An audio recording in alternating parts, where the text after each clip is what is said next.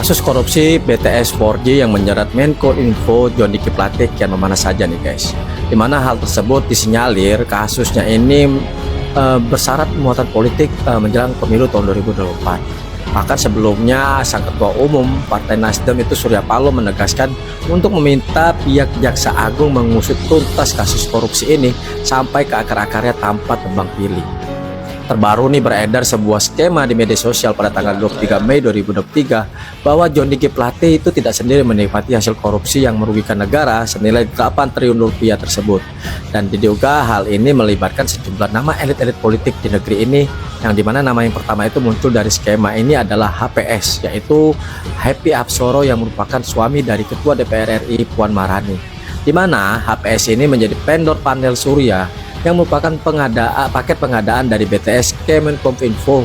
Dan selanjutnya ada nama kedua yaitu Sakti Wahyu Trenggono yang dulu menjadi Wakil Menteri Pertahanan dan kini menjadi Menteri Kelautan dan Perikanan. Yang diketahui juga nih, dirinya ini ada juragan tower guys, BTS Indonesia, dengan menjadi komisaris PT Tower bersama TBK.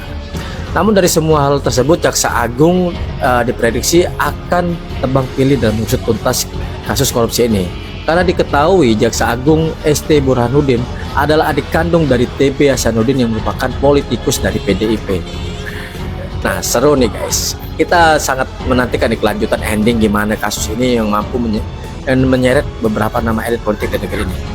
Akankah pihak penegak hukum di negeri ini berani mengusut tuntas hingga ke akar-akarnya sehingga hukum dapat ditegakkan juga dengan seadil-adilnya?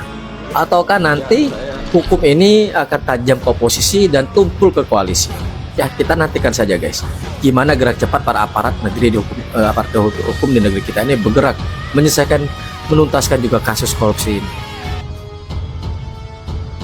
Ia ingin tuduhan kalau Presiden Jokowi sudah melakukan intervensi politik dan intervensi kekuasaan dalam kasus mega korupsi Johnny G. Plate ini didengar oleh rakyat Indonesia. Tapi Surya Paloh tidak mau terjebak dalam polemik tuduh-menuduh ini. Dia tidak mau diserang, sudah menuduh Presiden melakukan intervensi politik dan intervensi kekuasaan. Ini move berbahaya. Makanya dia bilang kalau pikiran tersebut sebatas godaan dalam dirinya, dan itu tidak benar. Dia biarkan kedua tuduhan itu, intervensi politik dan intervensi kekuasaan, untuk dikembangkan lebih lanjut oleh para wartawan dan pengamat politik untuk menjadikan tudingan ini semakin viral. Artinya hal tersebut kan juga diakui oleh Bakti, dan mereka terhadap laporan itu kan mereka menerima dan akan menindaklanjuti terhadap temuan-temuan kita. Cuma memang sulitnya, ini kan sudah ditunjuk dan sudah berjalan ya proyek ini ya. Dan kalau pembatalan tender misalnya, itu kan semakin merugikan negara nantinya karena sudah berjalan ini proyek, sehingga bagaimanapun nanti untuk pembenaran terhadap hal ini agar Bakti membuktikan kepada Badan Pemeriksa Keuangan bahwa itu memang tidak terjadi rekayasa terhadap tendernya. Pasti ada aktor tersembunyi di balik penetapan Johnny G. Plate beserta 6 orang lainnya sebagai tersangka kasus korupsi proyek pembangunan BTS 4G Kementerian Komunikasi dan Informatika. Kerugian negara dari kasus korupsi tersebut berjumlah 8 triliun rupiah. Nominal jumlah korupsi yang terbilang fantastis itu sudah pasti tidak hanya melibatkan individu-individu yang sekarang sudah ditetapkan sebagai tersangka, tetapi juga ada aktor lainnya yang turut punya peran penting. Tidak masuk akal jika jumlah 8 triliun yang sangat besar itu hanya melibatkan 6 orang tersangka individu, melainkan ada aktor-aktor lainnya yang belum terungkap. Kasus ini tidak terbatas perorangan, tetapi sebuah konsorsium besar terdiri dari banyak perusahaan yang mengerjakan proyek tersebut. Dalam hal ini, Johnny G. Plate hanya berstatus sebagai pengguna anggaran atau PA dalam kapasitasnya sebagai Menkominfo.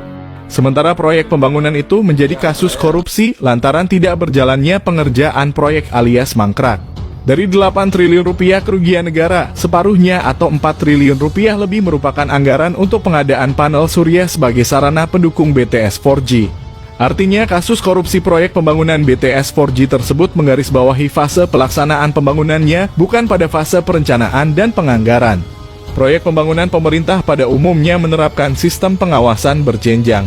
Dengan kata lain, aktor tersembunyi yang belum ditetapkan sebagai tersangka tersebut berperan menutupi fakta sebenarnya ketika pembangunan BTS 4G berlangsung di lapangan di berbagai daerah.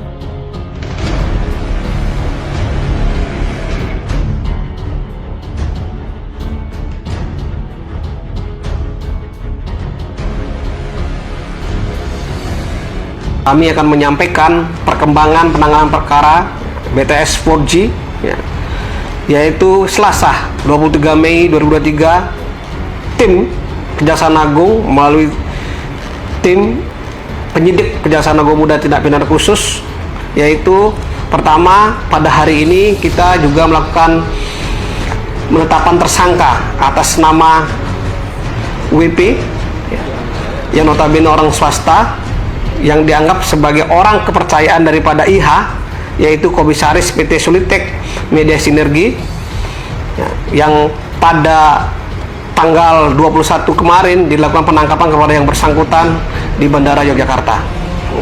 Bersangkutan mempunyai peran dalam perkara ini, yaitu sebagai orang yang menghubungkan pihak-pihak lain yang terkait dalam proyek ini kepada pihak IH selaku Komisaris PT Solitek Media Sinergi. Yang bersangkutan akan dilakukan penahanan 20 hari ke depan di Rutan Salemba Cabang Kejaksaan Negeri Jakarta Selatan. Dan perkembangan pada hari ini juga akan kami sampaikan bahwa Kejaksaan Agung dalam hal ini Jaksa Agung Muda Tindak Pidana Khusus Direktorat Penyidikan melakukan serangkaian pemeriksaan terhadap 6 orang, yaitu saksi GGS, yang kedua saksi LH, yang ketiga saksi HEP, yang keempat saksi EH, yang kelima saksi WNW, yang keenam saksi AD. Selain itu, kita juga telah melaksanakan tahap 2 sebanyak 5 perkara dari 7 tersangka. Yang 2 kemarin kita lakukan tahap 2 atas nama tersangka IH dan tersangka MA. Sedangkan tersangka JGP dan tersangka WP yang baru dilakukan penahanan dan penangkapan terhadap yang bersangkutan baru dalam proses penyidikan. Buntut dari dugaan korupsi ini, 5 orang lebih dulu ditetapkan tersangka karena diduga ikut mengatur tender. Mereka adalah Anang Ahmad Latif, Galumbang Menak Simanjuntak, Mukti Ali, Yohan Suryanto, dan Irwan Hermawan. Anang adalah Direktur Utama Bakti Kominfo, sedangkan Galumbang merupakan Direktur Utama PT Mora Telematika Indonesia, perusahaan yang ikut menang dalam proyek BTS. Sama seperti Galumbang, Mukti Ali adalah Account Director of Integrated Account Department PT Huawei Tech Investment, perusahaan yang ikut menang dalam proyek BTS.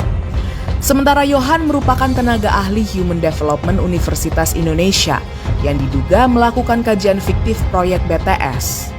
Sedangkan Irwan Hermawan merupakan komisaris PT Solitek Media Sinergi. Baik Galumbang, Mukti Ali, Yohan, dan Irwan adalah orang-orang yang diduga membantu Anang mengatur proyek BTS. Kejaksaan pun turut memeriksa Gregorius Alex Plate, adik Joni Plate yang diduga terlibat dalam proyek BTS ini.